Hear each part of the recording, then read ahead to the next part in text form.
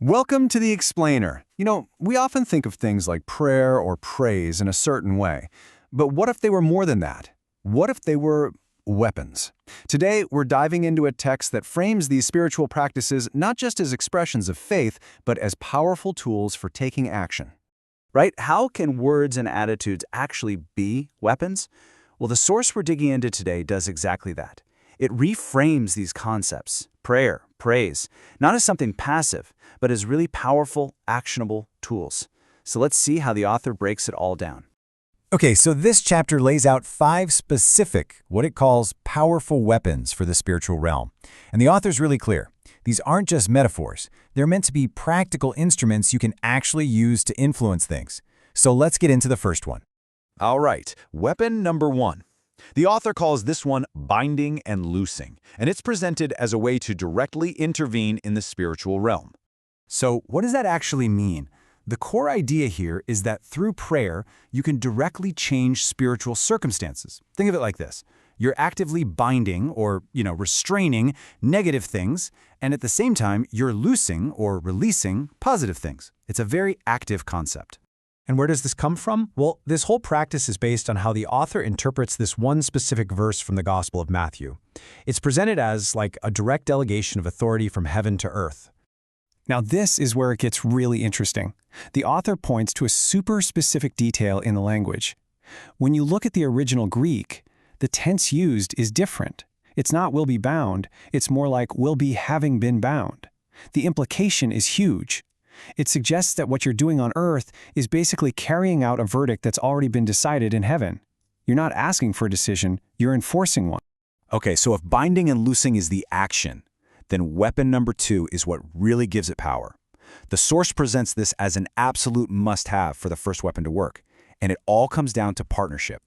It's called the power of agreement. And again, going back to the original Greek, the word for agree here isn't just about nodding your head. It actually means to symphonize or harmonize.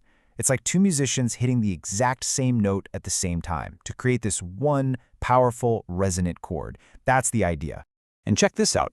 The text points out that this verse comes right after the one about binding and loosing. That's no accident, according to the author. They're meant to go together. The power is really unlocked when 2 people are completely in sync, harmonizing in their purpose. All right, moving on. The next 2 weapons are kind of presented as a 1-2 punch. They're related but distinct: thanksgiving and praise. So first up, thanksgiving. And the source uses a really famous story to make its point: Jesus feeding the 5,000. But it highlights a detail that you might have missed. And here's the kicker. The author points out that Jesus didn't actually pray for more food. He just gave thanks for what was already there. The argument is that this act of giving thanks before the miracle happened was the very thing that unlocked it. Okay, so from thanksgiving, the text shifts gears a little to praise, and this is framed as a more offensive weapon. It's described as a tool you use to shut down an accuser. And this verse from Psalms is the foundation for that idea. So again, praise isn't just this passive act of worship. No, it's an active weapon for spiritual defense. Its purpose is to literally silence the opposition. And to really drive this home, the source brings up the story of Paul and Silas in prison. I mean, think about it. They're in the worst possible spot. Maximum security, locked in stocks, and what do? They start praising. And the text makes a direct link. That act of praise is what caused the earthquake that set them free. It's a pretty powerful illustration. Okay, that brings us to the 5th and final weapon, proclamation. And once again, the theme here is that this is not a passive activity. It's not just about reading something or quietly believing it. It's an act of declaration. So what is it? It's not just wishing for something. It's the act of taking promises from Scripture and literally speaking them out loud over a situation, declaring them as if they're already a done deal and established truth. The main metaphor the author uses for this is the story of Moses and his rod. On its own, it was just a stick, a simple, ordinary object. But when Moses used it the way he was told to, suddenly it became this instrument of incredible power that challenged the entire nation of Egypt.